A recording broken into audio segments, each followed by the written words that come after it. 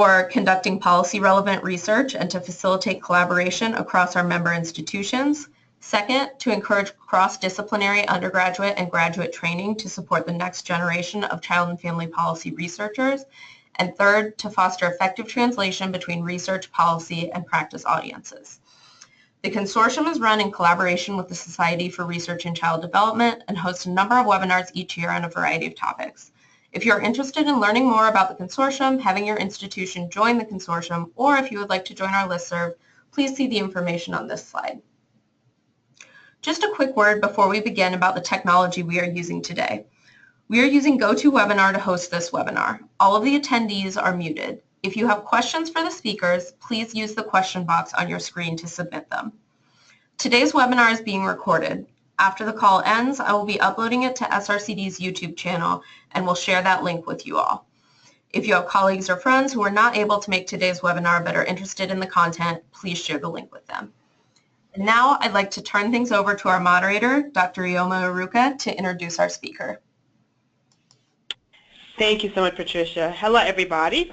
I'm happy to be introducing our speaker as well as moderating this webinar. Deborah Darrow, a senior research fellow at Chapin Hall, is considered one of the nation's leading experts in the area of child abuse prevention policy. Her current work focuses on the unique and pivotal role early intervention programs, such as home visiting programs, can play in strengthening parental capacity across diverse populations, enhancing child development, and keeping children safe. She has completed dozens of multi-site evaluations over the past 40 years that have incorporated a range of research designs, including both randomized clinical trials and various quasi-experimental designs. More recently, her work has been guided by the growing realization among program evaluators, implementation scientists, and policymakers that a new balance is needed between effectiveness and efficacy studies when investing in program research to guide broad-scale replication of evidence-based program models. So with that, I introduce Deb Darrow. Thanks a million for that welcome. I want to thank the Consortium and SRCD for the opportunity to talk with you about what I'm seeing as somewhat of a new strategy, a new way of thinking about how we reach children that are most at risk and how we more effectively serve families. The issue with prevention services over the years has really been a process in which we build or scaffold on the learnings that we have from our prior experiences. We're not an Apple or another technology entity trying to get you to discard your old iPhone for a new iPhone, but rather what we like to do is build on what we've been doing in a way that will deepen our impacts. This presentation today, I want to tell you it's an idea, it's a concept, it's not fully thought out. I wish I had all the answers. I don't. And I hope by sharing my thoughts with you, we can come up with a new way of looking at how to effectively prevent the worst outcomes for children and seek the very best for them. New habits often lie at an intersection between knowledge, skills, and desires. I'm really thinking about developing some new habits here. I think we have some knowledge that tells us change is needed. We're developing some skills in how to implement services in a different manner than we have in the past, and I think we have a really strong desire to do things better. So I want to start with the first slide. The next slide. You know, I'm old enough in this field to know that when we talked about the prevention continuum, we used to talk about it as primary, secondary, and tertiary. Now we have some new language. When we talk about prevention and we think of a universal platform, we primarily think about the realization that everybody has some risk. No one is completely void of not facing some challenges, and they could use some help in getting the outcomes we desire. Think of seatbelts, think of vaccinations, think of primary supports. Everybody can benefit from that. In contrast, selective prevention efforts are people that are more at risk than others. We recognize that risk is not distributed evenly across populations, and some do indeed face greater challenges than others. Here we begin to think about targeted prevention programs, home visiting to teen parents, poverty programs, services to children with developmental delays, community watch programs, youth mentor programs, all of which have a role to play when families are facing a little more risk than the average.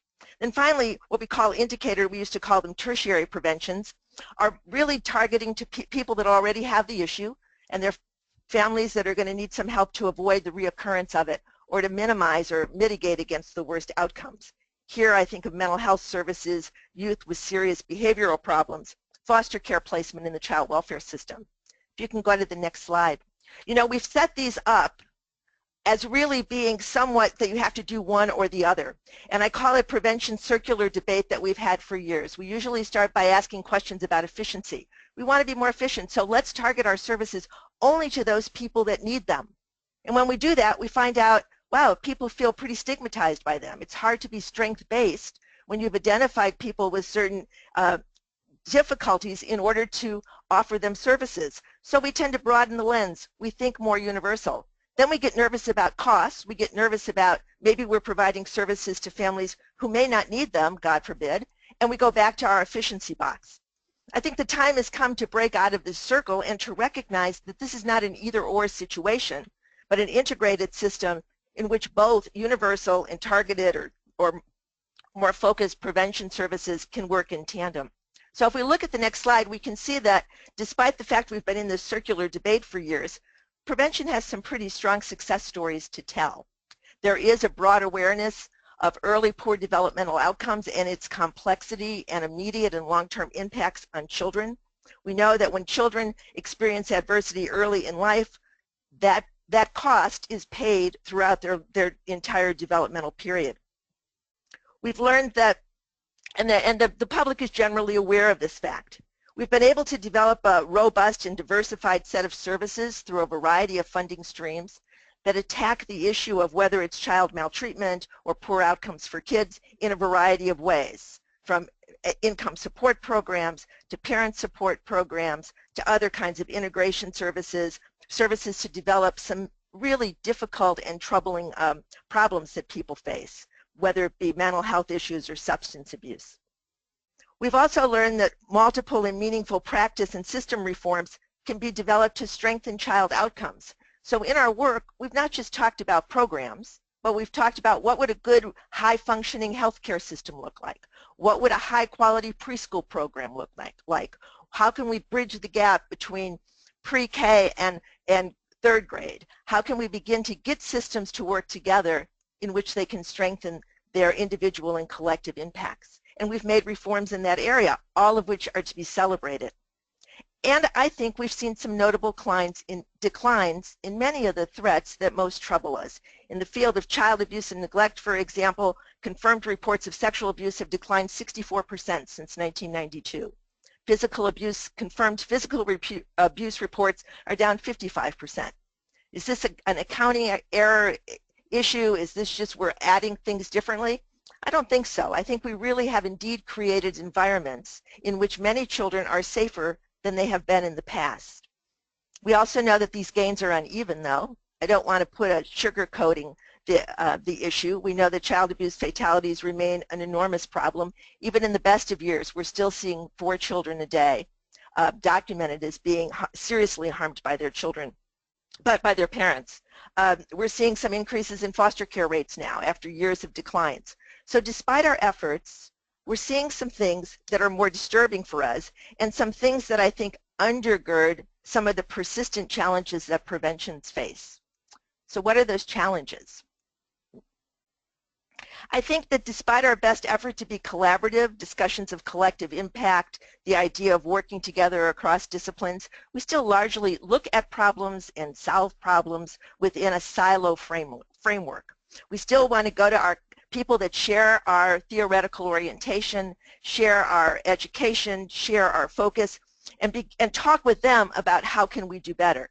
We rarely look over the fence, as I say, and ask what's going on in a different field from my own.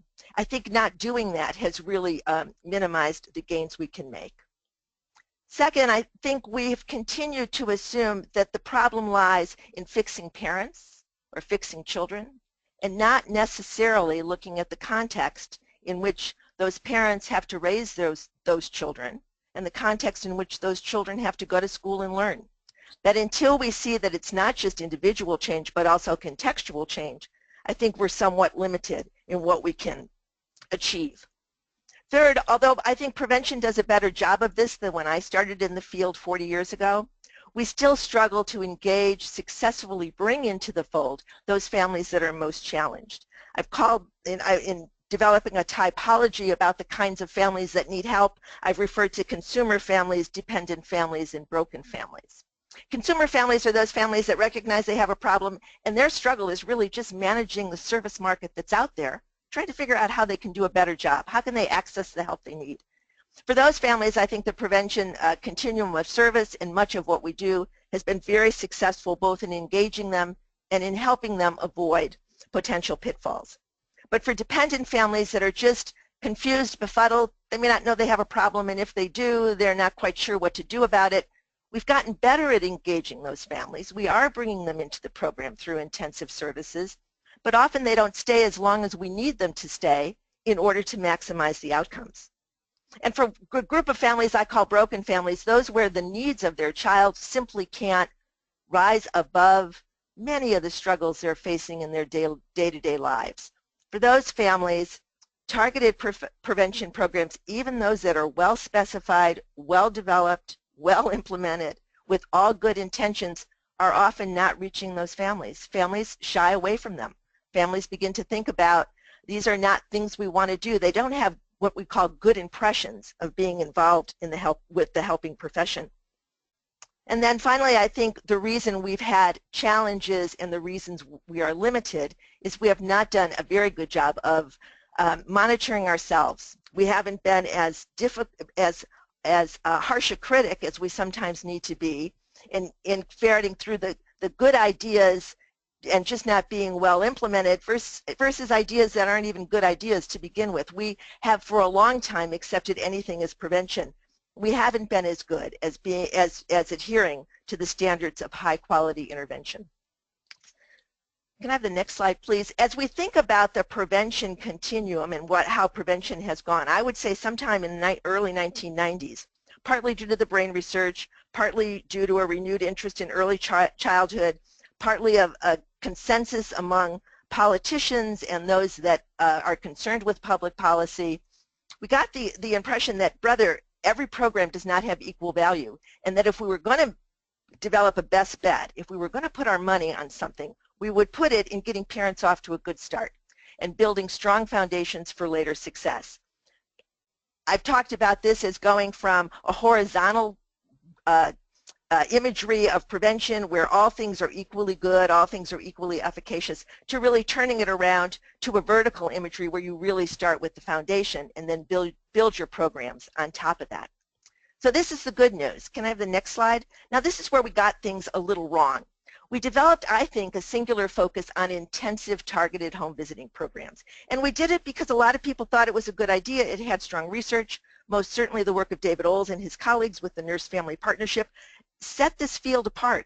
It made people understand that if you do high-quality intervention, you know, early in a parent's life, when a woman is pregnant, or certainly when that child is born, you can have pretty remarkable outcomes. This was all good, but here's where we got it wrong. What we needed to do was not just think about early home visiting as one of many strategies. It became the strategy. It became the thing where we all had to put our money in. And as I say, you know, we stopped building at that first stage. While we needed to be building a programmatic skyscraper, we built a programmatic ranch home where everybody just lived with the one level. If we just did early childhood, somehow got them off on a good foot, everything else would fall into place.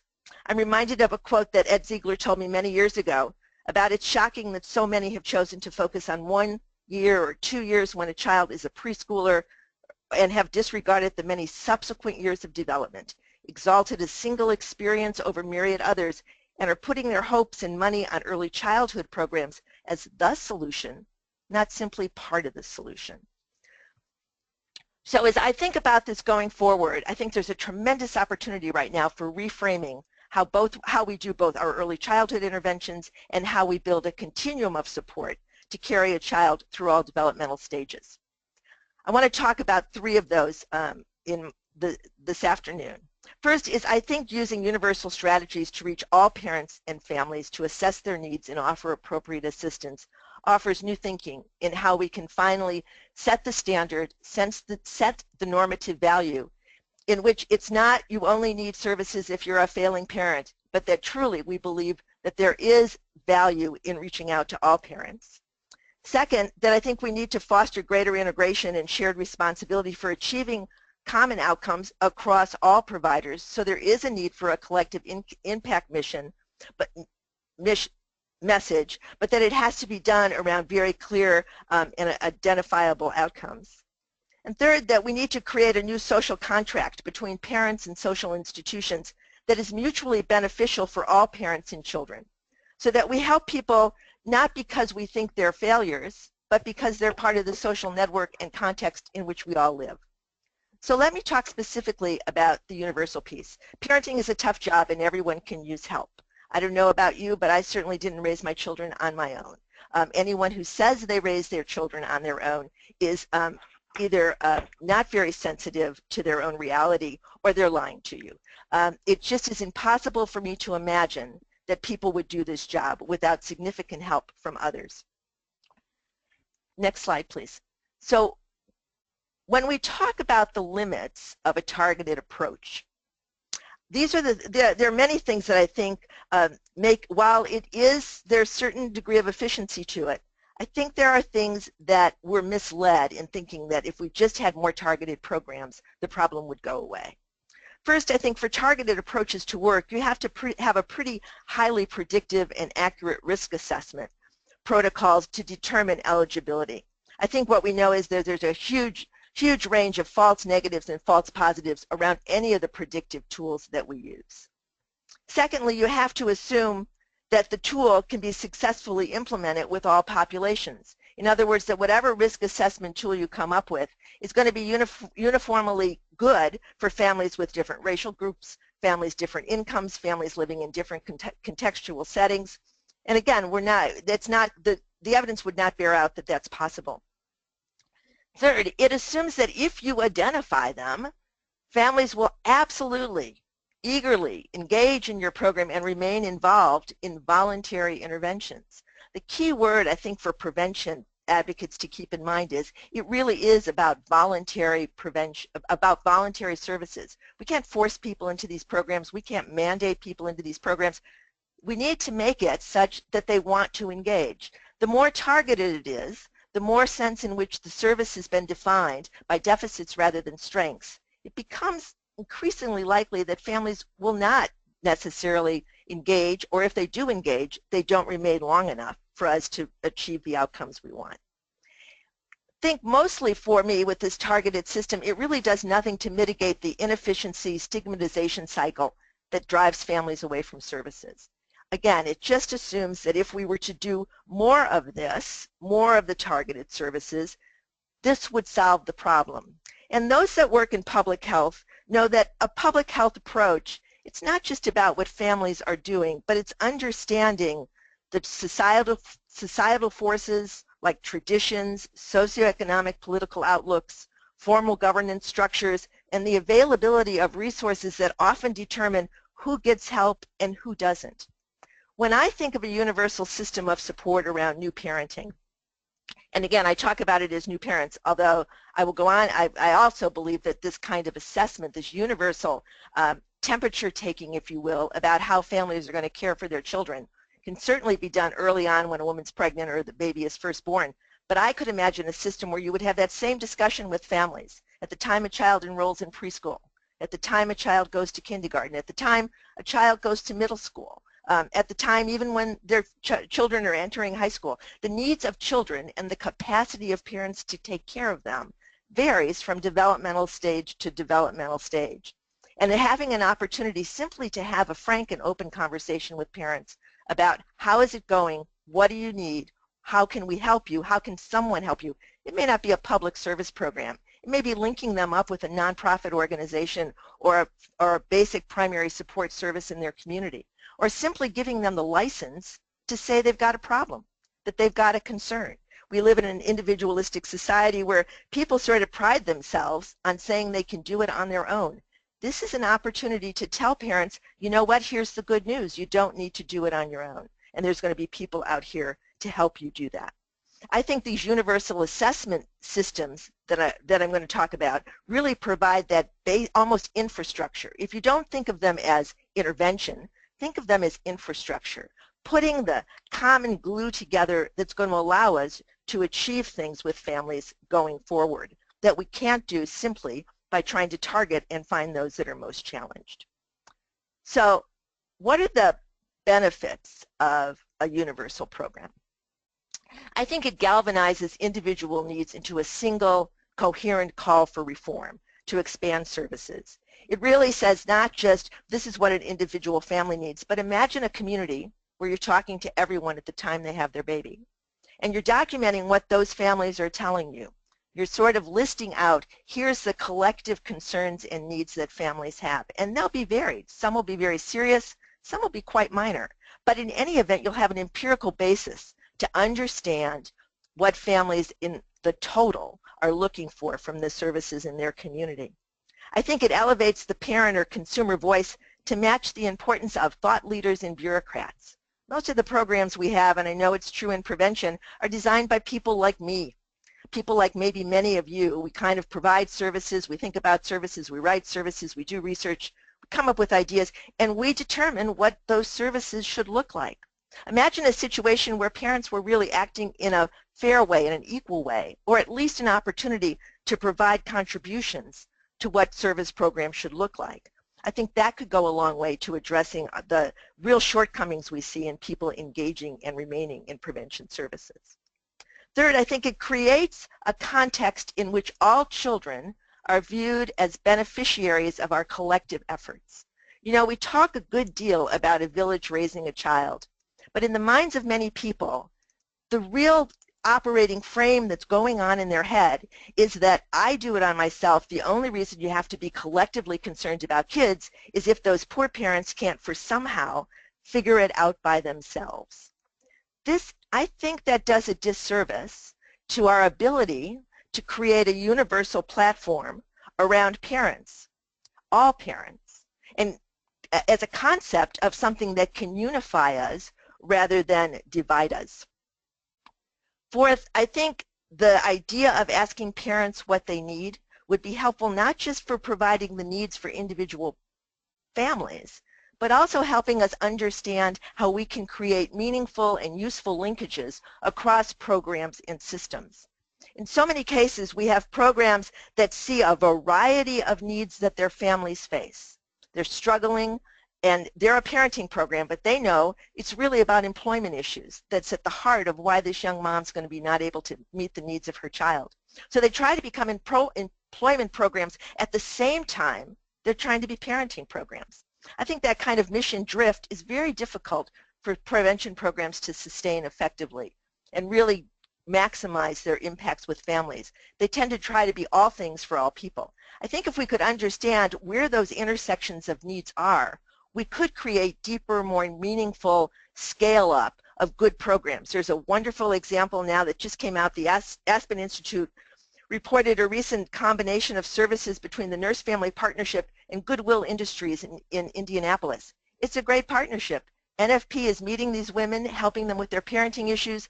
The Goodwill workers are doing a lot of community outreach, integration, service referrals, and are doing the kinds of employment training and development that these parents need.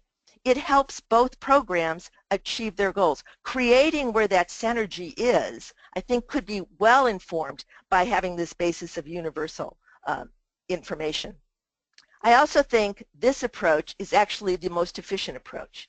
It's the approach where we allocate more intensive services based on a family's need, not by how they look. That right now, the way we do most of this risk assessment, if you're poor, if you're a teen mother, if you are in many cases a minority, a single mother, you must have the problem. You must be the family that needs help, because people that don't look like that are going to be just fine. We know within any population, and I'm not going to tell you that poverty isn't a significant challenge for being an effective parent, but the truth is there's a lot of variability among poor parents. Not every poor mother needs 2 years of an intensive home visiting program to know how to care for her child. Until we come up with some way of matching service levels to actual needs that are not framed simply by how families look, but rather by the reality they face, I think we're always going to be inefficient. There is nothing in this universal system that would suggest that all parents get exactly the same thing. So it's not like a vaccination for your child. It's an enlightened way of saying, we know that all families have needs, we're going to talk to them about those needs, and then we're going to decide in what way can we be most effective in meeting those needs. Now you're going to tell me this is ridiculous, it doesn't work, there's no examples, but here's the deal. If we go to the next slide, there are indeed examples of people doing this, and they've got research, and you know what? The research is pretty positive. Definitive? No. Positive? Yes. I'm going to briefly touch on 3 models. At the end of the presentation, if you get the slides, there's references for all of these, so you can read more about them as well as the research. But the first, Durham Connects, is a universal program developed by Ken Dodge and his colleagues at Duke University. It really offers an assessment of all new parents in Durham County. It's about 5,000 births a year. They have very high penetration rates. Most people, the vast majority of people will say, yes, this sounds like a good idea. What they do is they send a nurse in the home for a visit lasting anywhere from 90 minutes to 2 hours. They talk with that mom about a range of things, in what her needs are in terms of health care access, parenting and child care concerns, family safety, parent mental health. And if they discover a need, they refer that family on to resources that are available. If they're very high risk, facing a lot of needs, they will link them up to an intensive home visiting program. They have access to both Healthy Families America and Early Head Start. They have other programs that focus on domestic violence in the county. I would say Durham County is a service-rich county, so that's one of the things to keep in mind when you're reflecting on the successes they've experienced. In truth, though, over 94% of the people they've screened have found to have one need. Did they all need serious referrals to intensive programs? No, a small fraction did. But of those 94%, they were situations that could be solved. I don't know about breastfeeding. I don't know where child care is. I don't know how I can find other parent support programs. I'm concerned about my own health. I'm concerned about the employment. I've got concerns about some aspect of my baby's well-being. I don't know if I'm doing something right. They can go in and solve those needs and give families a win early on in the process. They also are exposing them to the notion of simply talking about having a need. They've done a randomized trial, which is an intent to treat. Without going into too many details, they have found more positive parenting behaviors reported in their intervention group versus their treatment group. This includes a likelihood to find high-quality child care, as well as, importantly, as they followed them up through now age 48 months, 36% fewer abuse and neglect reports among the substantiated reports among the group that would qualified for Durham Connects, and 59% reduction in emergency care use. These facts alone are resulting in a $3.44 savings for every dollar spent. Not a bad return on investment from prevention. When I just mention a word about their randomized trial, because it's quite clever. When you do a universal program, you say everybody in a community gets it. How do you find a control group? When they started this, they offered it only to babies that were born on an even day and not to babies born on an odd day. And that's how they got their randomized controlled trial. And also it allowed them to follow those babies then through administrative records, because if you were born on an even day, you were eligible for the program. If you had been on an odd day, you knew that you were not. They're currently doing another randomized trial on that. The second example I want to touch on is a Welcome Baby program in Los Angeles. It's a slightly more program that goes on for a slightly longer period of time. It goes over a 9-month period, starting either prenatally or at the time a baby is born. They also do an assessment in the hospital. They're targeting specific communities within LA County. If you live in this county, they will provide you the program they call Welcome Baby. The first visit after birth is a nurse visit that goes through a lot of the same checking for the health of the mom and the health of the baby, providing referral services and the like. Since they've been doing this, then they'll continue to follow visits through the first 9 months of the baby's life. A combination of visits done. If there's a medical issue, a nurse will continue. If not, they use parent coaches that are trained paraprofessionals from the community. Currently, they're serving close to 20,000 new births in selected challenging Los Angeles county neighborhoods. Following the screen at birth, they're referring those that are at highest risk to intensive home visiting. They've referred about 1,200 families to PAT or HFA services since developing the program. Their findings, which really is a quasi-experimental design, include higher breastfeeding rates, better quality parent-child interactions, more positive home environments, as well as they're seeing higher emergency room use, which is different than what they saw in Durham, but they are seeing appropriate well baby visits. Moms are more likely to receive postpartum visits, and they're seeing fewer second pregnancies at 36 months, all of which are positive findings that bode well for the outcomes. Final program I want to touch on is First Birth, which is a program in New Mexico funded by a community foundation at the hospital. It's a little different than the other two in that it's offered universally, but it's not as systematic in terms of screening families as either the Durham Connects or Welcome Baby. But here too, they've also reduced emergency room visits in the first year of life, and they find that those in the intervention group are less likely to visit the pediatrician 9 or more times, which they consider would be an excessive rate. So they're, again, a more appropriate use of existing health care. I also want to point out that for those programs that have looked at both Durham Connects and First Birth, considered the relative impacts of their intervention on the highest risk versus those at lower risk, and they find that both groups benefit from the intervention. Certainly those at higher risk have more gains to make, so they're probably affected, they're impacted a little more substantially than low risk, but no one is being harmed and everyone's being helped. I think that bodes well for continuing this going forward. So even if you have a system like this, there are a couple things I want to touch on briefly about the kinds of contexts you need in order to do programs well. I always talk about this as context matters for people and it matters for programs. If you're a program operating in a context that's supporting your effort, you're going to have more success than if you're operating in a context that is working at cross purposes with you. So let's talk about this a little. When we think about building a system, and if you go to the next slide, you start with, I think, evidence-based models in programs, however you want to define them. You start with programs that have good evidence that they can make a difference. And that they have high quality standards of performance. But then, if you hit the next button, you need to surround and base those programs in supportive organizations, organizations that really know what it is to embrace and support evidence-based programs, those that have an organizational culture that rewards innovation and adaptation of new practice and guides decision-making, that uses information to guide decision-making, not just to support accountability. These are organizations that form collaborative partners where each partner is offered sufficient opportunities for local ownership and meaningful governance across interventions. And this is an organizational structure that nurtures community values and institutions and that works with community settings. So you have an organization that really wants to support the work. You have each organization being an active participant in a strong service system and linkages, getting to the point I made earlier that not every program is going to try to do everything with families. You're going to know who your partners need to be, and you're going to share responsibility with them for getting the outcomes you want.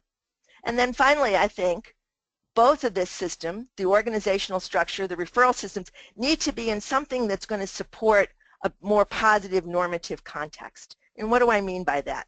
Years ago, Larry Wallach talked about the language of public health being something that promotes interconnectedness among people, not independence. And it's very hard to overcome the primary normative belief we have here that people do it alone, that you're strong if you don't ask for help, you're weak if you do, that you have to be the strongest person in the room. This is different. This says, you know, I can only be strong if I'm able to effectively use the help of others around me and ask for help. And we want to have processes that allow us to act in ways that we support each other's behavior. I'm old enough to know when everybody was smoking in restaurants, you used to have to be able to tell someone at the next table, my meal's come, could you stop smoking? And that was one way to begin to modify smoking behavior. We also did a lot of other things that made smoking in a restaurant really difficult, starting with, we banned it. You simply couldn't do it. But before we had the ban, we had the normative standards in which people started in many ways altering the behaviors of their peers. We're doing it with seatbelt laws now. If you run a carpool, you know that if you tell every child you have to put your seatbelt on, they all know it because that's the normative context. Drinking and driving, we're seeing it with that problem. People are willing to tell their colleagues and friends, their neighbors, You know, maybe I'll drive you home today. I'll take your keys. We need to create a context where people are as comfortable talking and offering support around parenting as we are about telling people to stop some of these other behaviors. So if we think about that in a child welfare context, right now we've set up a system. If you look at the individualism, the pink line, versus the interconnectedness, which are the red lines, the pink line is what we have in the current child welfare system. If you see someone at risk or someone who's struggling, you report them to Child Protective Services.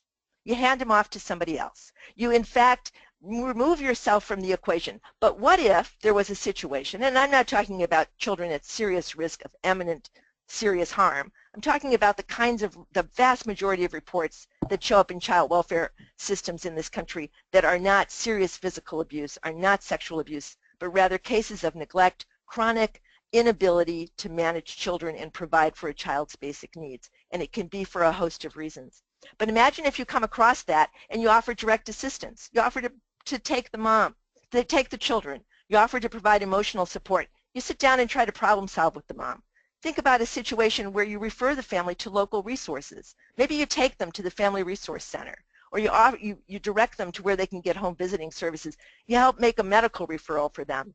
And then finally, we can collectively advocate for change for a family, lobby policymakers, advocate with neighbors. Those are the things that would bring us together around the issue of parenting. This sense of personal responsibility and mutual reciprocity are the examples of the kinds of social exchange that I think will create an environment in which a universal offer of support can flourish, where it would make the implementation of all the other things we're trying to do with families, particularly those that are most vulnerable, easier, more receptive for families to accept. They would become the norm, they would become the expected, not the what do I want to say, the unexpected, the odd, the unusual. This would become the way in which we would understand we need to act. Robert Withnow, who's a sociologist, theologian, talks about volunteer acts of compassion, finding their justification not in offering solutions for society's problems, but in offering both that the good society we envision is possible and that the very act of helping each other gives us strength and a common destiny. The more in which we're interacting with each other around the care and nurturing of children, the stronger the early childhood system will be. And I believe until we create that balance in the society, all we're going to be doing with targeted programs is helping a few more kids. Maybe we'll even help a few hundred more kids. But we're never going to get to the root of the problem and provide the kinds of consistent support in which everyone in the society sees they have interest in it. If you look at the universal services, whether it's Social Security, whether it's Medicare, these are programs that say everyone needs this. You need it as virtue of being old, you need it as virtue of having worked in your life, and you need a retirement. We just don't have that same notion about young children. You know, if learning begins at birth, it is inconceivable to me why we're not doing something at birth. Someone said in a question about cost issues, I don't have any magic clues about how to cost this out, but it strikes me that an easy home visit for every family baby at the time they're born should be a part and parcel of routine medical care at the time a baby is born.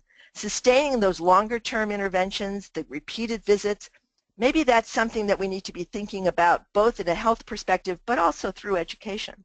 My fantasy world, if we added a few pennies to our taxes for schools, wouldn't that give us a pot of money to be able to invest in kids? I want to talk just briefly, the next slide, is to think also, remind us about going on beyond individual service models. Even if we had a universal outreach service or assessment of all new births, we still wouldn't get where we want to go unless we think about other pathways to change.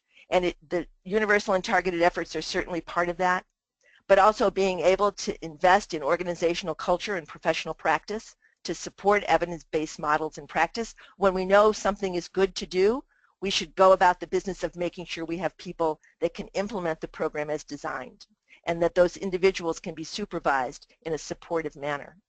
We need to also foster service collaboration and community efficacy through integrated care models. So it's less about what a healthcare system may do, but they're very cognizant of what is available in other elements of the community. So it's health, it's education, it's child welfare, it's basic eligibility, basic welfare services. And leading me to the fourth, which is policy and legislative reforms around concrete supports, eligibility, and flexible funding. We sometimes think that all we need to do is get the targeted or universal services in place, but sometimes it does require that we have some minimum wage, regular child care, family leave. Those kinds of policies are always in the forefront as we think through these systems. My last slide is to just illustrate the total confusion in which I live my life. As I started this, I don't have all the answers. I wish I did. I'm hoping that the questions you have are going to help clarify my thinking as we move forward. But it's going to be a lot of different things that are going to make this work. It is never going to be one intervention or one discipline that gets the job done if we truly care about vulnerable families. So that's the end of my comments. So I'll turn it back to you, Pat. Thank you so much, Deb. That was absolutely, I mean, you covered a lot in such great depth and with such passion, and so we definitely have questions coming in. So I'll just start by saying that I know there's a lot of questions coming in, and so we'll try to get as much in as possible. But we have at least a good, I would say, 15 minutes to kind of do that. So Deb, the first question that we have for you is, there's a question about where does one really find funding for universal programs, especially when there's kind of scarce across the country? So what would you suggest to that question? Well, going back to the three models I talked about, the first, Durham Connects, certainly was largely influenced by philanthropy. They had a major investment by the Duke Endowment. They also had some support from the health department, not as much as you'd like. So if you have a community you want to do this in, one possibility is to begin to start with a pilot that you'd use those services and be able to build on. Also, starting this year, Durham Connects is one of the models approved through the Maternal Infant Early Childhood Initiative, the McVie dollars. So states would have that pot of money to theoretically provide a pilot around this particular intervention. I know we're doing that in Illinois in 2 communities. Another way in LA County is there, First 5 LA is an independent taxing district for early childhood services. They also have a similar taxing district like that in Florida called the Children's Services Consuls. There are in communities, if there is money that has been allocated to support the 0 to 3 population, I think this is one intervention that people should be thinking seriously about exploring in their communities. And finally, the First Births, as I mentioned, every hospital often has a community foundation associated with it. This is a possibility where you can also maybe use that money to provide some initial support to women at the time they're born to do the assessment. So I think that there's a variety of funding streams. If we're talking about that assessment, there's also advocacy efforts to be working around Medicaid funding to make this part of general healthy baby care. And so the assessment, the one-time visit, a model like Durham Connects, is a little easier for me to imagine how one might do that funding. Not that it's easy, but because it is so clearly an appropriate add-on to the kinds of services we know that families need already. Thank you for that.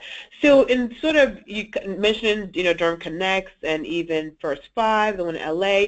So they clearly have all these sort of maybe more resources. So what if you don't have a good context, like you have either poor organizational culture, a weak sort of service referral system, or just not a supportive normative context? How does this impact potentially your scalability, or whether you can even think about universality if you have such a poor context to work from? Is there any suggestion about how to sort of go from poor to at least where they can begin to think about it? Yeah. See, I think in communities where there's fewer resources, this might be exactly a good place to start because it's a relatively inexpensive resource. Given to what it costs to do 2 years of intensive home visiting, you're going to serve far fewer families. If you have $10,000, you're going to serve fewer families doing 2 years of intensive home visiting than if you do something like this. I always tell people to start by bringing together the people that are in their community and willing and eager to think about this issue.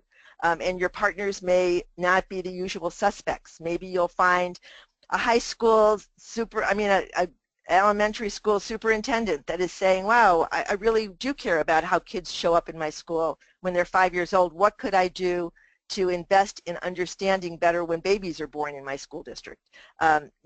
It's talking to, I think, healthcare providers. It's reaching out to philanthropy to, again, get a toehold for how you would go about starting this process. Again, I don't know if you let people talk on the phone, but if people had great ideas, I would love to hear them, because I think this is a time, if there ever was a time for creative thinking with your state agencies to really think, is there something we could do within child welfare dollars? There are prevention dollars in every state through the, again, there's small amounts of money. The child abuse community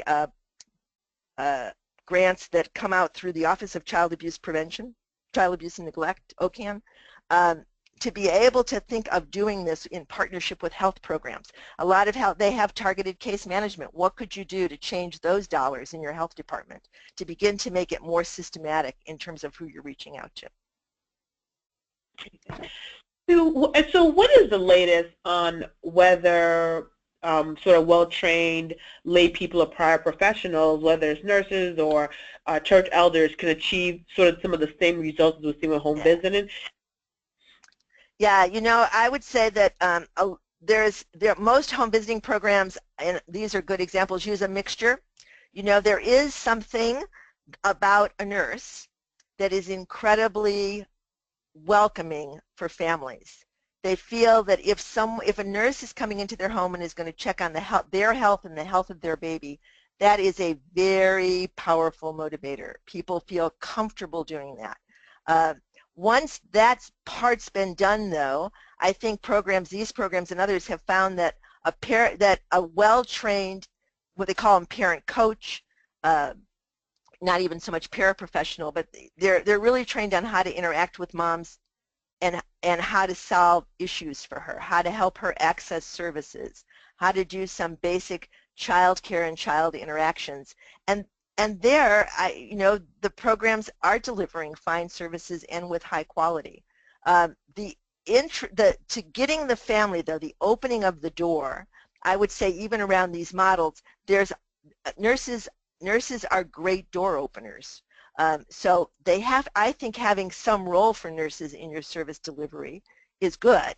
Having the nurse do every single visit may not be something as important, because remember, I'm talking about universal models that are relatively short term.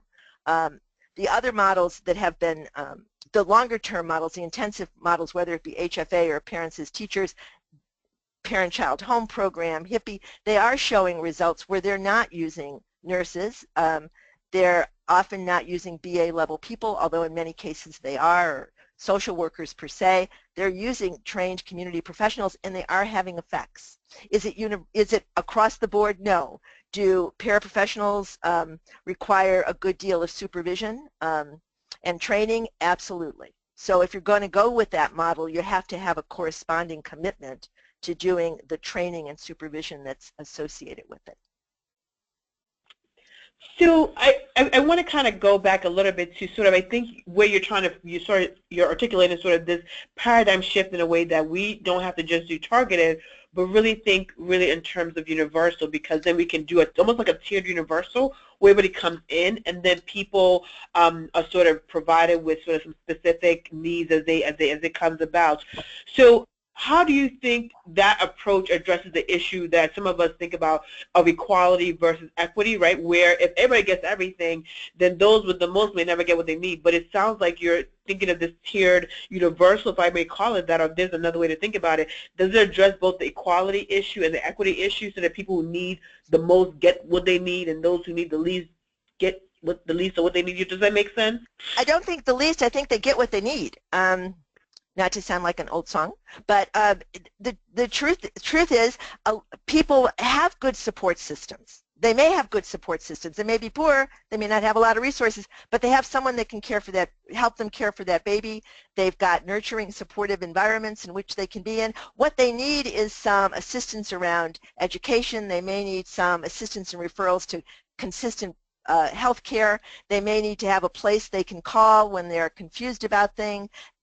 And if we weren't doing this, we would be offering them the more intensive program because that's what it looks like they need based on their socioeconomic profile. So, and you might have families where a child is at serious risk because of postpartum depression where they don't carry any of the markers of risk, and they're going to be referred to more intensive programs. So I think this idea of assessing need and then matching need to level of effort is the most efficient to do. It does require someone to have a good conversation with families. It also requires, I think, opening up the spectrum for people to be able to ask for help later on if at this moment of assessment they show out not to be needing, but 3 months from now they do. So it's about creating this sense of reaching out before serious harm occurs. And right now the reality is families, particularly those in disadvantaged communities, don't think well of their child welfare system. They're not likely to call up and ask for help, and they don't distinguish often between a child welfare system and a social service program. In their mind, it's all one big effort to take my children from me or to somehow criticize me for what I'm not doing. That's the frame, I think, that needs to be changed to make this system of assessment and offering services married to need effective. And I think that really connects with this next question that was submitted about how do you see universal home visit and dealing with issues of culture, ethnicity. So more specifically, anything in regards to match between the parent coach with those in the community, any of that work done, and what can we sort of say about that? Yes, in the Los Angeles program they use primatoras in their Hispanic community, and that's been really, I mean, the assessment is done in the family's language. They're able to provide services. Now, Los Angeles is a unique environment with a lot of resources. Again, with organizations that support families of a wide range of diverse cultures. But I think that's absolutely spot on. To the extent you can match the culture and experiences sometimes of the provider with the participant, you're more likely to find a stronger connection and a willingness to follow the advice that provider is offering. Great. So thinking about the different areas that you've sort of noted that have, universal home visiting, what do you think is some of the hesitancy with other places that don't have it, right? So what are the issues that you think are sort of percolating why they may not exist? Consider that there is some evidence that this is probably a good use, and it probably would generate more public support if it's a universal. Yeah. So is there rationales that people should think about? I think that in some ways it is the age-old, do not tell me how to raise my children, that I can do it myself, that this is intrusion, it's a stretch, it's a stretch of government, which I like to think this isn't about government, this is about communities helping those members of their community. It may require some public funding, but it's not government per se, it's a pretty localized, tailored program. So I think there's attitudes about when it's appropriate and not to invest in services. I mean, we shouldn't be doing this. Parents should be taking care of their children, plain and simple. So we don't do anything unless the parent fails. So there's some of that, some resistance to prevention. There's also some, there's an attitude, and I think you reflected it in one of the earlier questions, that this will take resources away from children and families that most need it. We'll be spending our time helping people that don't need it, and we'll be depleting resources from the most at risk. I think the answer to that is just to remind people, do you really want to help families at risk, or do you want to help another 50 or 100 families at risk? Because that's really the issue on the table. And that's why I hesitate to but I do think that that's a strong resistance to these programs, that people continue to think that if you target it, it's more effective. They think that targeting produces better results than not targeting, and I think some of the evidence I talked about will say that's not necessarily true. Okay. So thinking about a lot of the home visiting really focus on obviously young children for a good reason. Yeah. Are there any that kind of really go across the age span that you think would also? No, and that's my fantasy. I mean, that's what because I think if we only stop at birth, we'll make the same mistake. My little slide, well, we'll still be at the ranch house. We will not have done anything to kind of move the marker in a more consistent way. So I don't know of any examples. If people do, brother, I'd love to hear about them. I mean, my fantasy world, when you come in to do your kindergarten assessment, maybe you could also be talking with the parents about, do you understand what kinds of things you might want to do with your child? Are there limitations to do it? Child care may be an issue as kids go to school. Maybe parents are now more willing to enter into the workforce and they're a little concerned about that. It just seems to me it's an opportunity just to begin to talk about parenting challenges in a more normalized way. And I find the most challenging developmental level is to be middle school kids. And we see it even in the child abuse and neglect literature that there is maltreatment and issues that arise really when children become, 11, 12, 13 years old. And parents really don't have the tools they need, or they're befuddled, or they're confused for whatever reason. And this would be another opportunity, I think, to reach out to those parents, particularly as kids may also be experiencing more peer pressure, more peer abuse. It's a chance of giving parents the tools they need to deal with those issues also. Thank you. And this is the last. Okay, sorry, Deborah, I didn't mean to cut you off there. No, I'm sorry. I just said I don't know. So this is the last question. So just following up on the last question, we're going to have one more question, and we have about 3 minutes, and I know we need to wrap up a little bit, but I just want to ask you just one question that came in about if sort of children and their families have varying needs, what really does the first initial assessment tell us about the proportion of families, right? So how in-depth does that first initial assessment need to be to really determine the services needed? Yeah, do you have examples to share? That's right. I would encourage people to look at the Durham Connects, what they have their service matrix in the 4 domains I talked about with them in terms of the areas they drill down on. And they really make a distinction between this is an issue that the nurse can just counsel or teach the family about and resolve it right now. This is an issue that's going to require some additional attention, some referral to some kind of short-term. This may be an issue where I'm going to need to come back 1 or 2 more times to make sure that it's stable. And versus 3, this is an issue where I really need to make a referral to an ongoing, consistent resource. So there is some scaling about what the level of need is, and to the extent possible, the nurse, while she's there for the initial home visit, will try to resolve questions that she's able to do that. Sometimes, I would say one of the biggest things, people didn't know they were entitled to programs. They didn't know they could access WIC. They didn't know they could access other supportive services that already exist by virtue maybe of their income that they could have access to. So it really does help link families to those existing resources we already have in place that aren't being equitably distributed through the population. Well, with that, thank you so much, Deb. I'm going to turn it back to Patricia, but it's been wonderful just hearing you talk about this. Oh, thank you. All right. Thank you again to everyone who joined us today, especially thank you so much to our speakers, as well as to everyone who submitted very thoughtful questions to be answered during the Q&A. If you liked today's webinar, you may be interested in future consortium webinars. The next consortium webinar will be on March 13th, and the topic will be teaching race to children and adolescents. You can find more information about that on the consortium website or the consortium listserv.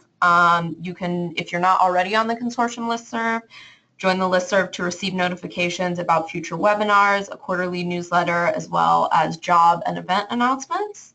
I will be sending a follow-up email to everyone who registered for this webinar today, and I will attach a copy of today's slides as well as a link to today's recorded webinar. Thank you again to everyone for joining us, and have a wonderful rest of your day.